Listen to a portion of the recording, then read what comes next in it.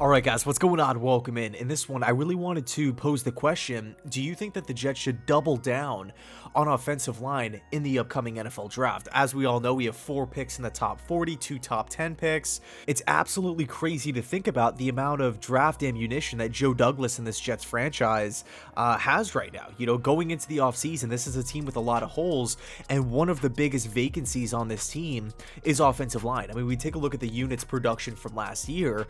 Zach Wilson was sacked 44 times in 13 games. And by the way, Zach Wilson ended up getting hurt in the season as well, but the team was 26th in rushing yards per game, and they were 18th in rushing touchdowns per game. Okay, so below average in protecting the quarterback and running the football. The offensive line has a lot to do with those two categories. So, and by the way, quick little side note, of course, not every single sack was because of the offensive line's fault. I'm not trying to point fingers here or anything like that. There were tons of sacks that were on Zach Wilson, holding onto the football for too long, trying to make something out of nothing, not throwing the football away, all that kind of stuff. So I don't want to villainize the offensive line or anything like that, but overall, as a team, the production has to be better. But with free agency right around the corner, the Jets are set to have a couple of these offensive linemen hit the open market as unrestricted free agents. The first, probably the most notable name on this list, Morgan Moses. Okay, pretty productive season last year for the Jets. Always been reliable, dependable throughout his years in Washington, but he's set to hit the open market. Okay, so available for all of these different teams. Connor McDermott, another tackle. Dan Feeney as well. He took snaps at both center and guard for the team this past season. Greg Van Roten will most likely be released. So right off the bat, we're looking at 4 potential vacancies on this offensive line from last year. Not to mention Cam Clark, the 4th round pick made by Joe Douglas back in 2020, was recently forced to retire because of injury. Absolutely, it was just a horrible situation here.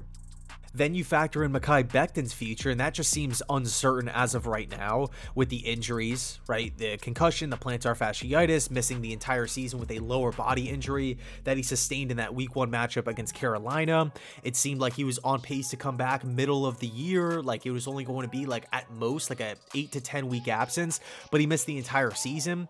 We had the recent report from Robert Saleh, or the recent quote from Robert Saleh saying that it's an open competition at left tackle between Becton and Fant. There's a possibility of moving Makai Benton to right tackle. It just seems odd. We have the weight concerns, the size concerns.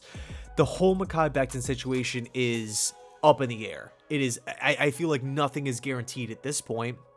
And then on top of all of those things, Connor McGovern, center, is a $10.3 million cap hit for the season. He is one of the highest paid centers in the National Football League. Some fans probably think it's worth it. Some fans probably don't think it's worth it. So a question looms there as well. So it's clear that the Jets have a lot of question marks surrounding the trenches on the offensive side of the football heading into 2022. Now, personally, I want some of those questions answered. I do.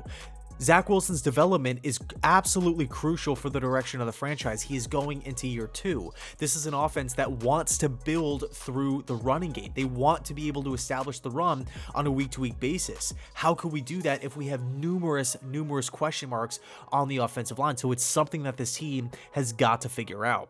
So we turn our attention to the draft. The good news for the New York Jets, not only do we just have the draft ammunition, right, the actual picks to select some of these players, but you look at how deep this offensive lineman class is. It is insane. Let's just rattle off some names right here and now. Evan Neal, Ikem Ekwonu, Charles Cross, Tyler Linderbaum, Kenyon Green, Darian Kennard, Daniel Falalele, Trevor Penning. There are so many guys in this draft. Now, of course, they're not all on the same tier. Some guys are better than others. Some guys are more raw than others. Some guys might fit the system a little bit better, but the facts remain the same. There is so much talent here. There's so much talent for the Jets at the offensive line position, and it's right in their hands because of that draft ammunition. Whether you want to take one at 4 or 10, or trade back from 10 and select one later in the first round or something like that. Maybe selecting one at the start of round 2. The possibilities are endless here, but should the Jets double down at this position? It's an interesting question. You know, I'm trying to picture it now. let's just say Evan Neal falls to the Jets at spot number 4, or we go with Ekwonu from NC State, and then we come back with that 10th pick and select a Tyler Linderbaum. I think there's definitely an argument that could be made for that. Is it the best possible move? Are the Jets maximizing their draft assets? We don't know, because we don't know how these players will pan out. But I feel like if the Jets do decide to go down that route and say, you know what, our offensive line is just demolished. We have AVT and George Fant, but everything else is kind of up in the air. What's happening at right guard? Morgan Moses might not be back.